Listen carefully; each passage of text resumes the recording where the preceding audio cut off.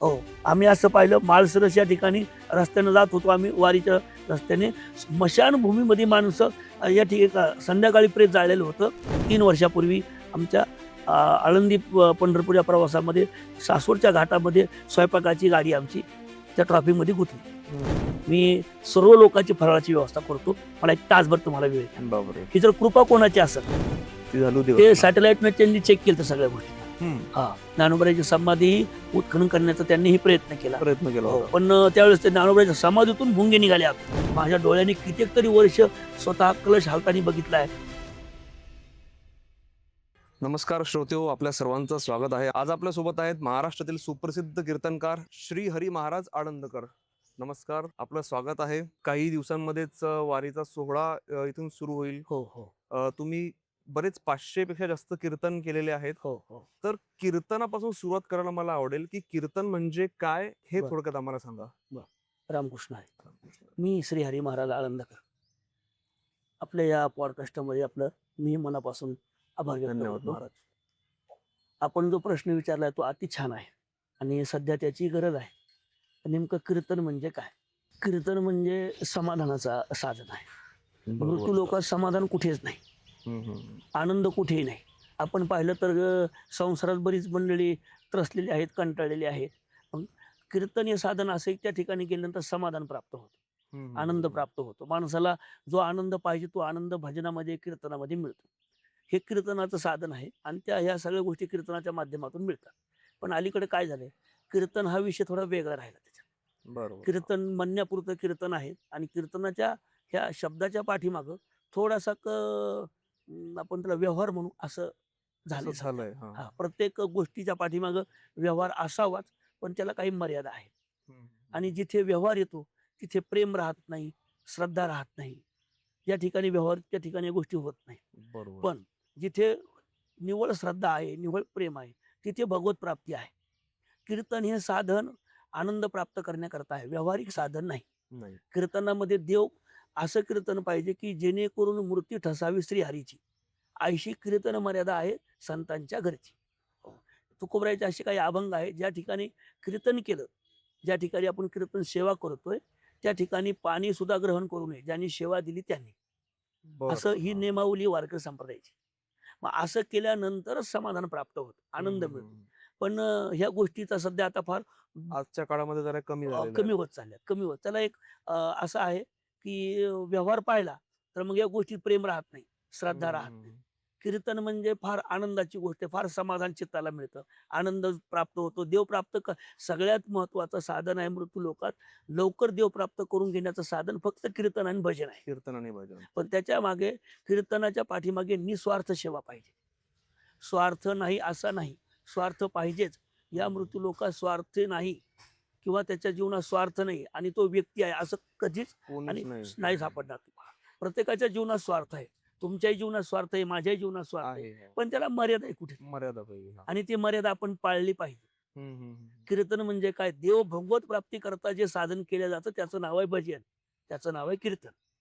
आणि भगवत प्राप्ती करण्याकरता जे आपण साधना करतो, जे आपण प्रयास करतो, जे प्रयत्न करतो ते अंतःकरणापासून पाहिजे. मनापासून जी गोष्ट असेल ती गोष्ट ज्ञानोबरापर्यंत पोहोचती, ती गोष्ट भगवंताच्या चरणापर्यंत पोहोचते. जो कीर्तनकार आहे, जो भजनी आहे, जो वारकरी म्हणून घेतो, त्यांनी आळंदी पंढरपूरची वारी केली पाहिजे.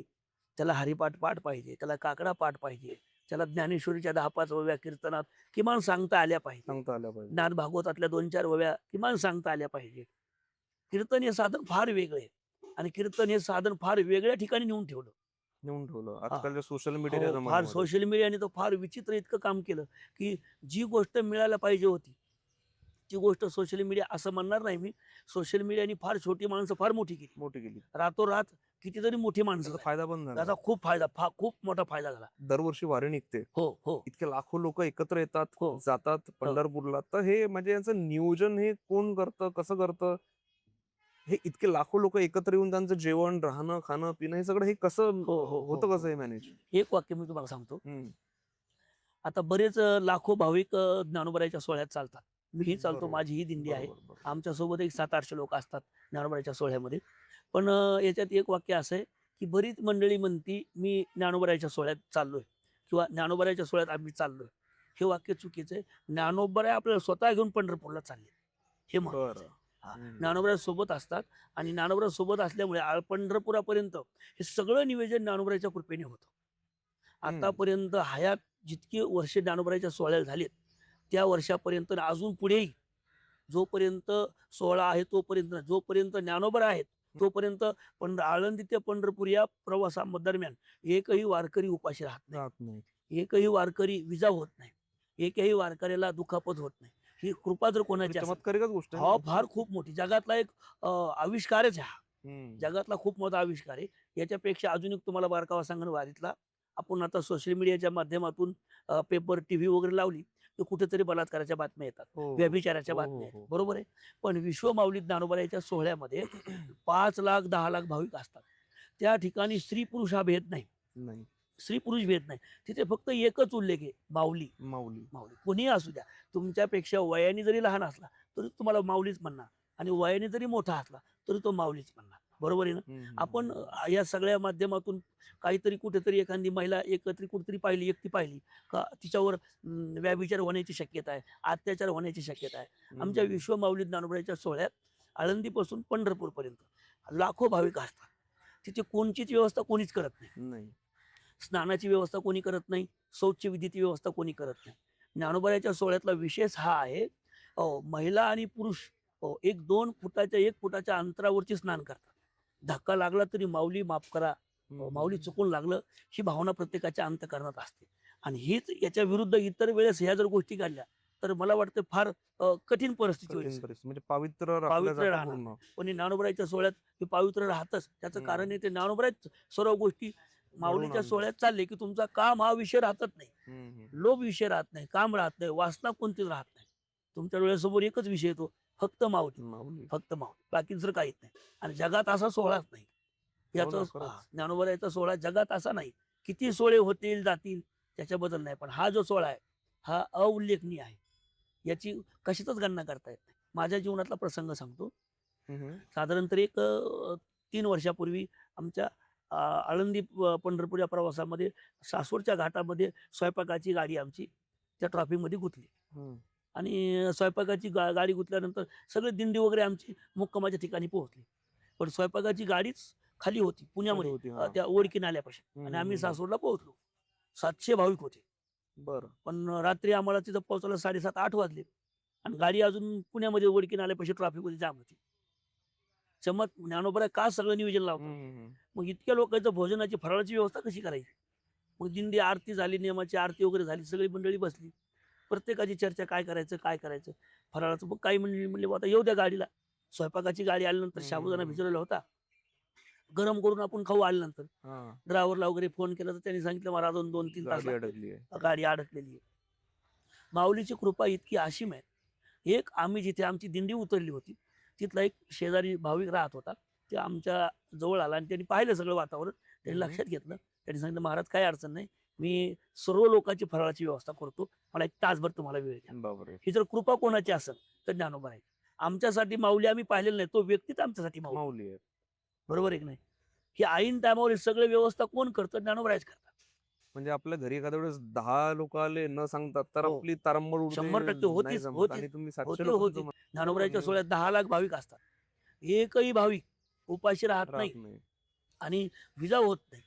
चालताना कुठेतरी आता घरी माणसं एसी मध्ये झोपतात, दिवाणवरती झोपतात, 5-5 फुटाच्या गाद्या असतात झोपण्याकरता. पण ती माणसं शेतात ढेकळामध्ये कुठेतरी पडलेली असतात. ना कधी साप चावत नाही, ना विंचू चावत. झोपतात रस्ते, म्हणजे जिथं जागा मिळेल तिथे. अशा छोट्या छोट्या झाडाखाली 25-30, ज्या ठिकाणी 10 माणसं बसू शकणार नाहीत, अशा झाडाखाली 30-35 वारकरी झोपलेले असतात. कधी कधी वारुळ असते, वारुळा डोकं देऊन काय काय वारकरी झोपतात. आम्ही असं पाहिलं, माळसरस या ठिकाणी रस्त्यानं जात होतो आम्ही, वारीच्या रस्त्याने. स्मशानभूमीमध्ये माणसं या ठिकाणी संध्याकाळी प्रेत जाळलेलं होतं आणि सकाळी माणसं स्मशानभूमीमध्ये अगदी उस देऊन झोपली होती. बापरे. इतर वेळेस आपण स्मशानभूमी म्हणली की आपल्या अंगाला शकत जाऊ शकत नाही, म्हणून दिवसा जाऊ शकत. वारकरी म्हणले तिथपर्यंत जाऊन झोपतात. हे सगळं सांभाळ कोण करते, हे सगळ्या गोष्टीचं नियोजन कोण करते, तर ज्ञानोबराय करते. आणि जोपर्यंत ज्ञानोबराय म्हणजे आहेत सगळ्या गोष्टी आहेत, तोपर्यंत सगळं नियोजन चिंताच करायची. कोणत्याच गोष्टी नको खेद करू कोणत्या गोष्टीचा. प्रपंचात आपण म्हणतो का नाही, घरी समजा एखाद दिवशी काही थोडं झालं, अरे मी आहे म्हणून तुम्हाला खायला मिळते, म्हणतोच मी सुद्धा म्हणतो. घरी प्रपंचात एखाद दिवशी कुरकुर झाली बा, की मी आहे म्हणून तुम्हाला सगळ्या गोष्टी मिळतात, मग माझं नाव वजा करा, तुम्हाला कोणी विचारणार नाही. असं नाही, जोपर्यंत ज्ञानोबा आहे तोपर्यंत सगळ्या गोष्टी आहेत. आपण कोणीही काय करू शकत नाही. ज्ञानोबाईचे आपण तुम्ही नियोजन केलं तर नाही केलं काय, ज्ञानोबाईंनी सगळ्या गोष्टी अगदी व्यवस्थित नियोजन केले. अन्नदान आपोआप भाविक तिथपर्यंत पोहोचणार, तुम्हाला अन्नदान करणार, तो तिथपर्यंत येणार, तुमची मदत करणार. या सगळ्या गोष्टी ज्या आहेत त्या ज्ञानोबाईच्या कृपेने होतात. आणि आळंदी हे क्षेत्र म्हणजे आता जसं आपण म्हटलं की आळंदी वारकरीची जी परंपरा आहे ती शेकडो वर्षापासून सुरू आहे. हो हो तसं आळंदीबद्दल मी एक असं वाचलंय की हे जे क्षेत्र आहे हो हे नश्वर म्हणून सांगितलेलं आहे. म्हणजे अ, आळंदी हे कधीच संपणार नाही हो किंवा हो हे नष्ट हो होणार नाही. हो हो त्याचं उत्तर आहे, विश्वमाऊली ज्ञानोबाईची संजीवन समाधी या ठिकाणी आहे. संजीवन समाधी. संजीवन समाधी आहे. मग जिथे संजीवन समाधी आहे त्याला भीतीच नाही, भीतीच नाही त्या हम्म, ठिकाणी. हम्म, हम्म. कारण हे आळंदी अगोदर याचं नाव अलंकापूर होतं. अलंकापूर. अलंकापूर, बरेच नाव आहेत आळंदीला. अलंकापूर होतं. इथं इंद्रायणी वगैरे आपण जे पाहतो, इंद्रायणी वगैरे इथं इंद्रदेवाने येऊन तपश्चर्या केलेली आहे. इंद्रदेव असे गडबड लोळत होते. विचारलं, महादेव लोळत होते, तर पार्वती मातेने विचारलं, का तुम्ही? तर भगवान शंकराने उत्तर दिलं, वा की इथं फार मोठा तपस्वी महात्मा या हम्म, ठिकाणी हम्म. संजीवन समाधी घेणार आहे. येणार आहे. हा, ज्ञानोबाईची अशी पवित्र भूमी आहे. या पंचक्रोशीतली मुठभर माती घेऊन जरी तुम्ही कपाळाला लावली तरी ज्ञानोबाईच्या दर्शना इतकं पुण्य प्राप्त होतं. एवढी हम्म, ताकद ज्ञानी हम्म, हम्म. आळंदीमध्ये आहे. आळंदीमधले फार म्हणजे खूप अलौकिक आहे सगळ्या गोष्टी. ज्ञानोबाईची समाधी अलौकिक आहे. जुनी मंडळी इंद्रायणीचं तीर्थ घ्यायची, प्यायची, हा. हो प्यायची, अजून पवित्र आहे ते. ज्ञानोबाईची संजीवन समाधी आहे, ती त्रिवार सत्यच आहे. आतापर्यंत कितीतरी बाहेर देशाच्या लोकांनी त्याचा शोध घेण्याचा प्रयत्न केला, त्याला बाकीच्या गोष्टी हे करण्याचा प्रयत्न हो केला. हो मी पण ते वाचलं की 1972 वगैरे काहीतरी हो ते हो लोक आले होते, त्यांनी ऑब्जेक्शन घेतलं होतं हो हो की खरंच संजीवन समाधी हो आहे का. हो हो हो ती झाली होती ते घटना. सॅटेलाइटनं त्यांनी चेक केलं सगळ्या गोष्टी त्या. हम्म. हा, ज्ञानोबाईची समाधी उत्खनन करण्याचा त्यांनीही प्रयत्न केला. प्रयत्न केला हो, होता. पण त्यावेळेस ते ज्ञानोबाईच्या समाधीतून भुंगे निघाले आतून. भुंगा आपण ज्याला म्हणतो ना, भुंगा, हा. हा भुंगा. इतके भुंगे निघाले, त्यांच्या भुंगे इतके पाठीमाग लागले की त्यांना ते पुढच्या सगळ्याच गोष्टी अशक्य झाल्या. बापरे. हा, आणि ते कोण होते, कुठले होते ते ते? अमेरिकेचे बाहेर देशातली मंडळी होती. बरं. शास्त्रज्ञ होते. हम्म, कसं हम्म. काय असतं, माणसाला संशय अनेक लोकांना चांगल्या गोष्टीबद्दल फार संशय आहे, पुरावा पाहिजे. पुरावा पाहिजे. आणि ते तसं म्हणता येणार नाही, पण ते पुराव्यात सगळ्याच गोष्टी पुरावाला असं नाही. नाही, जरुरी नाही. जरुरी नाही. हम्म. वाक्य कडू आहे पण सत्य आहे. हो. वाक्य सांगतो मी पण कडू आहे, पण 100% सत्य आहे. आपल्या आईने सांगितले नाही, हे तुझे वडील आहेत, त्याच्यावर दृढ विश्वास पाहिजे. बरोबर. बरोबर आहे ना? त्याच्यावर दृढ विश्वास, माझे वडील आहेत, त्याला पुरावा मागण्याची गरज नाही. नाही ना. ज्ञानोबा, नसेल विश्वास ठेवायचा नका ठेवू.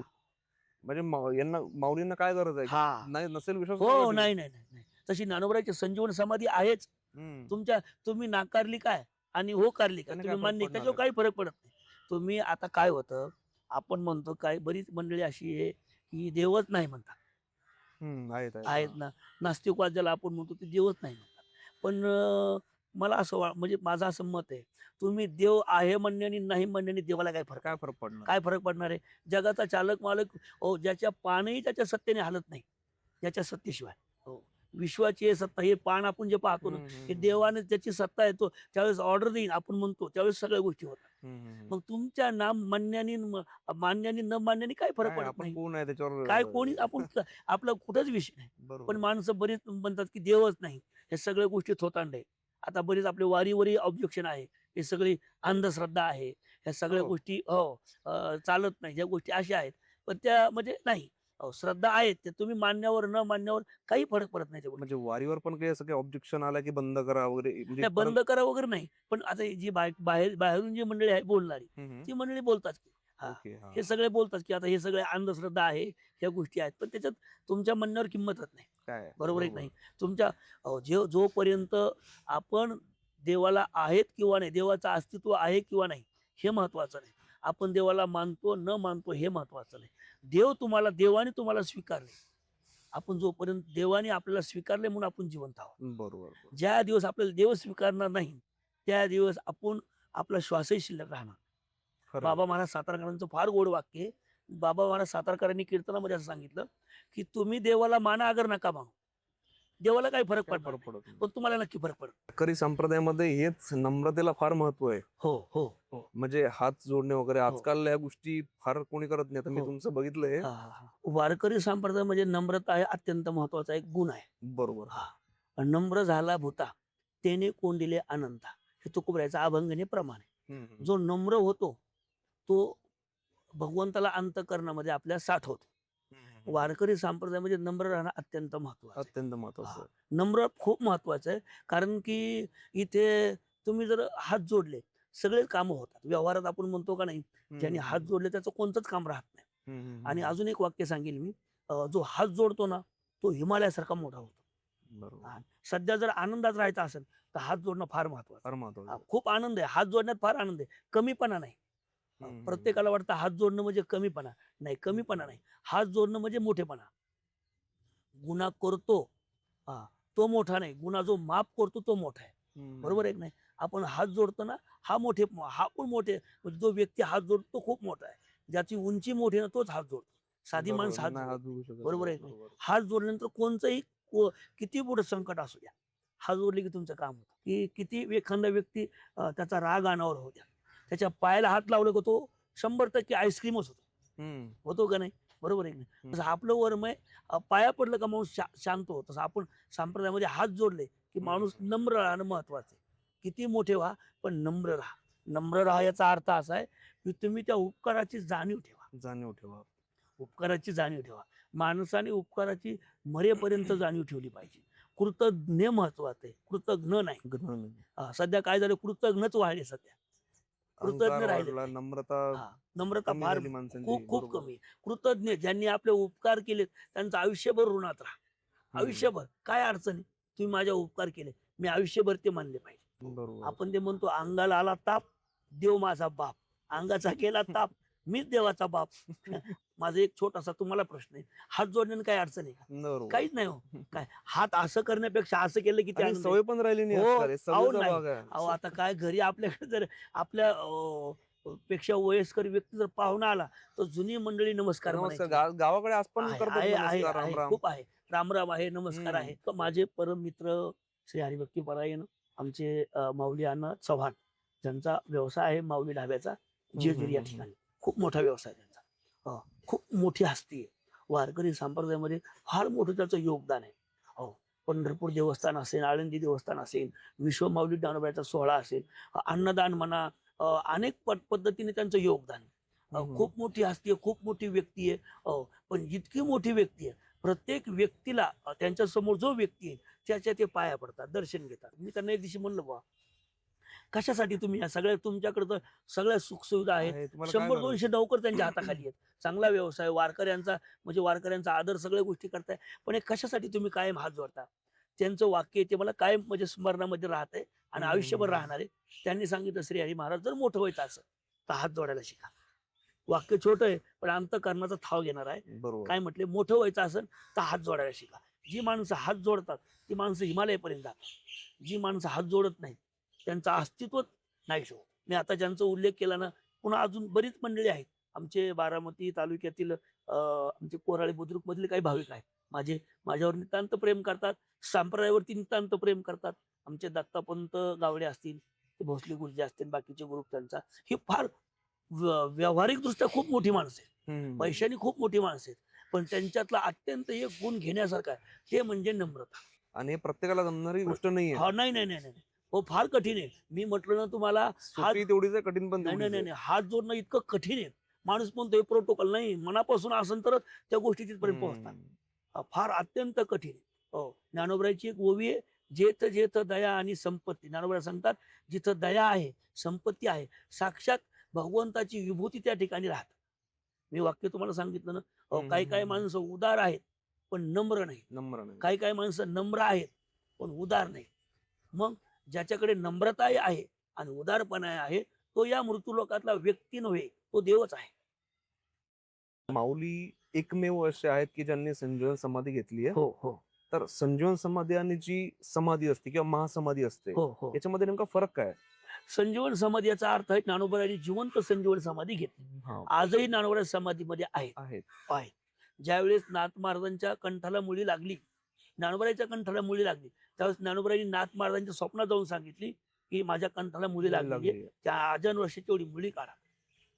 हे ज्ञानोबरांनी समाधी घेतल्यानंतर कितीतरी वर्षांनी हा साक्षात्कार नाथबाबांच्या स्वप्नात जाऊन झाला. मग त्यांनी ते पूर्ण हे करून साईडला करून ती मुली म्हणजे ज्ञानोबराय आजही आहेत. ज्ञानोबराय आजही या ठिकाणी आहेत, वास्तव्य करतात. संजीवन समाजाचा अर्थ ज्ञानोबराय सगळीकडे त्यांच्या दृष्टीने पाहतात. आळंदीमधली एक अजून तुम्हाला बारकावा सांगतो. इथला आळंदीतला जो व्यक्ती आहे, ज्ञानोबरायची संजीवन समाधी का म्हटलं जातं, आळंदीत येणारा इथे व्यक्ती कसाही असू द्या, हो, सगळ्यात महत्व तो उपाशी राहत नाही. उपाशी राहत हो. तुम्हाला कुठेतरी हो सकाळी तुम्ही 10ला जेवत असताना तर ज्ञानोबराच्या कृपेने 10:15ला 10:30ला तुम्हाला भोजन मिळणार. हो, इतर क्षेत्रात हे अजून पाहायला मिळालेलं नाही. हे आळंदीमध्ये आहे. मग हे संजीवन समाधीचं उदाहरण जिवंत. इथे कोणीच दुःखी नाही. ज्ञानोबराच्या कृपेने कशी तर गावाकडून 500 किलोमीटर अंतरावरून एकदम घरची गरीब परिस्थिती अशी मंडळी इथं आहे आणि कितीतरी चांगल्या उच्च पदावर मंडळी बसली. ही कोणाची कृपा आहे? ही ज्ञानोबराची संजीवन समाधी म्हणून सगळ्या गोष्टी आहेत. त्याचा प्रभाव आहे. हो, त्याचा प्रभाव आहे. आता आम्ही सुद्धा खूप सामान्य कुटुंबातली मंडळी आहोत. खूप हालाकीची परिस्थिती, घरची परिस्थिती, खूप सगळ्या परिस्थिती गरीब असताना सुद्धा ज्ञानोबरांनी इथपर्यंत आम्हाला बोलवलं, ज्ञानोबरांनी ठेवून घेतलं त्यांच्या दारात आणि आजपर्यंत इथपर्यंत सगळ्या गोष्टी कृपा ज्ञानोबराची.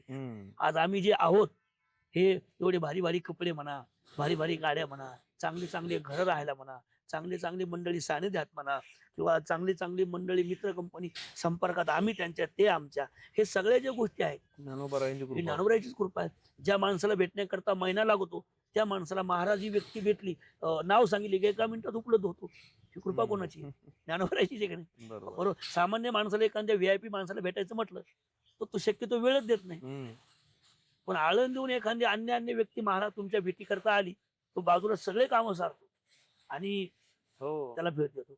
ज्ञानोबरायांना आणि त्यांच्या भावंडांना खूप खूप भयावह परिस्थिती, त्यावेळेचा काळ तसा होता, त्रास झाला. पण ज्ञानोबरांनी काही एक शब्द नाही, किती व्यापकता आहे, किती नम्रता आहे जीवनात बघा ना. ज्ञानोबराच्या जीवनातले कितीतरी उदाहरणं आहेत. विश्ववा नावाच्या व्यक्तीने ज्ञानोबरायांना ते पूर्णाची पोळी आपण ज्याला म्हणतो त्याला मांड म्हणतात विदर्भामध्ये, ते मांड भाजण्याकरता खापर दिलं नाही. बरोबर. खापर, आणि खापर ज्यांनी दिलं त्यांनी ते दिलं नाही, पण ज्यांनी दिलं त्यांचं ते खापर फोडून टाकलं. ज्ञानोबरायांनी मधुकरी मागून आणली, त्यांनी ती मधुकरी खाली टाकली, त्याच्यावर पाय फिरवला बुटाचा. मधुकरी म्हणजे आपण भिक्षा मागतो त्याला मधुकरी म्हणतो. बरोबर. ह्या अन्नाचा आता बऱ्याच लोकांचा असा प्रश्न आहे की मधुकरी का मागावी, हा एक प्रश्न आहे महत्वाचा. तुमच्या माध्यमातून तेही मला बोललं पाहिजे. मधुकरी का मागावी, तर मधुकरीचं अन्न हे माणसाला नम्र राहायला शिकवतं. नम्र मधुकरी म्हणजे भिक्षा. भिक्षा, आपण जी भिक्षा मागतो ना, अलीकडे आम्ही ज्यावेळेस आलो त्यावेळेस भिक्षा मागण्याची पद्धत 2000ला 1999ला वारी जेव्हा निघते इथून आळंदीवरून, तेव्हा असं मी ऐकलेलं आहे, बघितलेलं आहे की जोपर्यंत मंदिराचा कळस हलत नाही तोपर्यंत वारी प्रस्थान करत नाही. सिद्धेश्वरांचा कळस हलतो, सिद्धेश्वर मंदिरावरचा कळस. त्यावेळेस सिद्धेश्वर भगवान स्वतः आज्ञा देतात की माझी आज्ञा आहे, तुम्ही आता प्रस्थान करा ज्ञानोबरायला. कारण ज्ञानोबराच्या अगोदरचं मंदिर आहे सिद्धेश्वराचं. भगवान सिद्धेश्वराचं मंदिर आहे अगोदरचं आहे, नंतर ज्ञानोबरायचं मंदिर आहे. ज्ञानोबराची समाधी नंतर आहे, अगोदर सिद्धेश्वराचं मंदिर आहे. आणि सिद्धेश्वराची साधना करून ज्ञानोबरांनी समाधी वगैरे घेतलेली तिथे. आणि ज्यावेळेस प्रस्थान होतं, प्रस्थान पालखी त्यावेळेसच बाहेर निघते ज्यावेळेस ते कलश हलतो. त्याच्या असं जर तुम्ही पालखी उचलून जर बाहेर आणण्याचा प्रयत्न केला तर पालखी बाहेर येत नाही, ती उचलत नाही, हलत नाही, अन्य त्याला कारण नाही त्याला काहीतरी. आणि तुम्ही दरवर्षी बघितलंय? हो, स्वतः आम्ही माझ्या डोळ्यांनी कित्येक तरी वर्ष स्वतः कलश हालताना बघितलाय. पुन्हा पालखी कलश न हालता पालखी बाहेर काढताना ते पण येत नाही पालखी बाहेर. ते फार जगातील एक फार मोठा अलौकिक चमत्कार म्हणतात. जोपर्यंत भगवान सिद्धेश्वराची आपण त्याला हे म्हणू काय परवानगी म्हणू, ज्यावेळेस मिळत नाही त्यावेळेस सगळ्या गोष्टी होतात, मिळाल्यानंतर सगळ्या गोष्टी होतात. हे अलौकिक चमत्कार म्हणा आपण याला. आणि बऱ्याच लोकांनी ते सॅटेलाइटनं चेक केलं सगळ्या गोष्टी, कलश खरंच हालतो का, सगळ्या गोष्टी. पण तो आहे, साक्षात्कार आहे तो. आणि ते पॉसिबल पण नाही ना, आतून जाऊन कसं हलवणार, ते शक्य नाही. ते साक्षात त्या ठिकाणी ज्ञानोबराय आहेत. मग संजीवन समाधीचा अर्थच हा आहे की कलश सिद्धेश्वर भगवंताचा हालतो, माऊली आहेत म्हणून तो कलश हालतो. हेच मोठं जगातलं फार मोठं उदाहरण आहे. याला कुठलंच उदाहरण म्हणजे हे होत नाही. आता बस शेवटी आमच्या श्रोत्यांना लोकांना तुमच्याकडून काही संदेश बर. तो एक द्या आणि हा. मग आपण आपल्या पॉडकास्टची माझी शेवट करू. आपल्या माध्यमातून सर्व भाविकांना, श्रोत्यांना विनंती आहे की जीवनामध्ये वारकरी संप्रदायाशिवाय पर्याय नाही, भजनाशिवाय पर्याय नाही. समाधान, आनंद, सुख हे सगळ्या गोष्टी जर पाहिजे असतील तर संप्रदायाची कास धरा, ज्ञानोबरायाची, तुकोबरायाची सेवा करा. याच्यात अनन्य भावाने जितकं राहाल तितकं तुम्हाला सगळ्या गोष्टी प्राप्त होतील. आणि तुम्ही जोपर्यंत अनन्य भावाने राहत नाही तोपर्यंत तुम्ही कितीही प्रयत्न करा, सुख समाधान या गोष्टी मिळणार नाही. मिळणार नाही. तुम्हाला जरी पाहिजेच असतील, आणि पाहिजे असतील म्हणण्यापेक्षा तुम्ही, मी, सगळी जगातली माणसं याच्यासाठी पळतात, धावपळ करतात, रात्रंदिवस पळापळ करतात. त्याचं उत्तर आहे कशासाठी? तर फक्त सुखासाठी. मग सुख मिळवण्याकरता अन्य अन्य साधनाची काहीच करू नका. तुम्ही फक्त ज्ञानोबरायाच्या जवळ या, ज्ञानोबरायाच्या सानिध्यात या, आमच्या ज्ञानोबरायाच्या सोहळ्यात चला.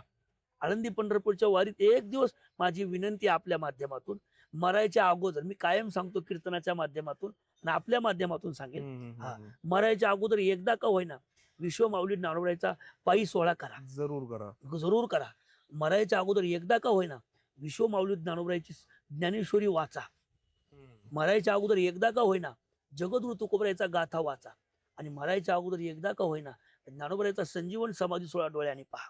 हे जर न करता तुम्ही जर मेलात तर तुमच्या मरण्याला किंमत राहणार. सर्व महाराष्ट्रातल्या भाविकांना पुन्हा एकदा नम्रतेची विनंती, आव्हान आहे. ज्ञानोबरायांचा सोहळा जवळ येत आहे, आलेला आहे. सर्व भाविकांनी या सोहळ्यामध्ये यावं, जरूर जरूर जरूर यावं ही आपल्या माध्यमातून सर्वांना विनंती करतो. आपणही मला या ठिकाणी बोलून उपकृत केलं, आपलाही धन्यवाद, आदर व्यक्त करतो. सर्व वारकऱ्यांचे आदर व्यक्त करतो आणि या ठिकाणी थांबतो. महाराज, रामकृष्ण. आपले खूप खूप आभार. आपण आपला वेळात वेळ काढून आमच्यासाठी इथे आलात. खूप खूप आभार. नक्की नक्की, धन्यवाद. रामकृष्ण. रामकृष्ण.